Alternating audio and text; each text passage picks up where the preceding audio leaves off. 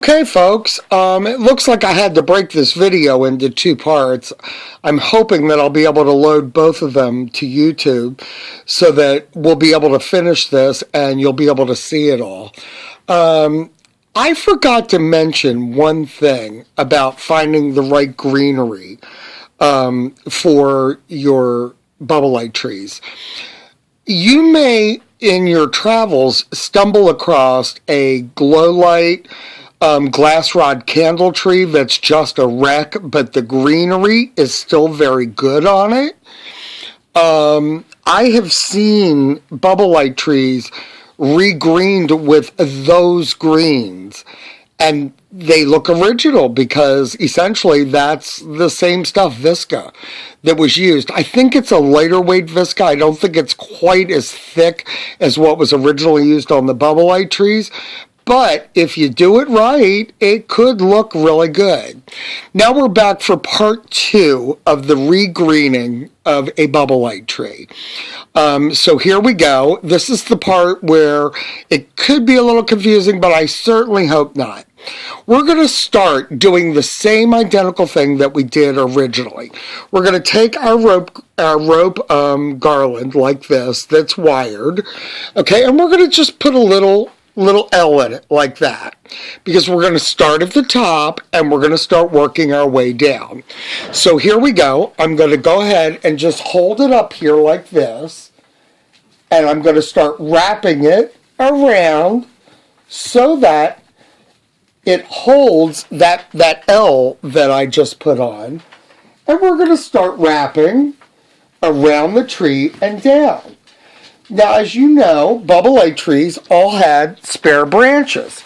So this is where you take another strand of your greens. Here, see, I have another one right here. And again, you can pull them out a little bit.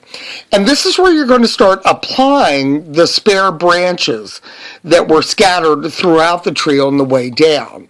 Now, what you're going to want to do is take a pair of wire cutters, and you're going to cut off a section for about as long as you think you want your branches to be. Don't cut it too short. Always cut it longer, because when you're done, if they're too long, you know what? You can give it a little haircut with your wire cutters, and you can shorten it down. So see, I've cut off a piece about this long, okay, and now I'm going to go up to the rope that I started with. I'm going to put it about halfway to it, like that. I don't know if you can see that. The lighting is horrible. And all I'm going to do is wrap it around that original rope once and twist tie. Okay, so see, I've made like a Y here. And now you're just going to twist tie real tight on. Okay, you may have to start with longer branch than I just did, but... And then you're going to go around, and as you wrap down the tree, you're just going to keep adding these on. So here I'm going to snip another one off, only I think this time I'm going to make it a little bit longer. Yeah, just a little bit. And I'm going to just cut it off like this. Oh, yeah, you can tell I work with tools a lot. Okay, and there we are. I have another piece like this. I'm going to wrap it around like this. I'm going to wrap it once all the way around. Okay, bring it up to the other one. Pull it tight. Remember, when you're doing this, you've got to keep these tight, because you don't want these branches to settle down or just roll down when you're done because they're too loose. Okay, and now I'm going to twist tie once or twice like that. Okay, and there's my new branches there. And I'm just going to keep going and keep adding branches as I go down. I don't think I need to keep filming this. I think you get the idea.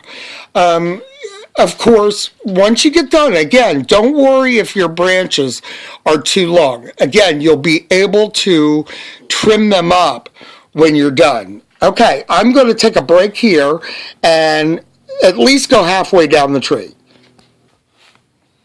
Okay, I'm working my way down the tree, and I'm applying my branches where I would like them.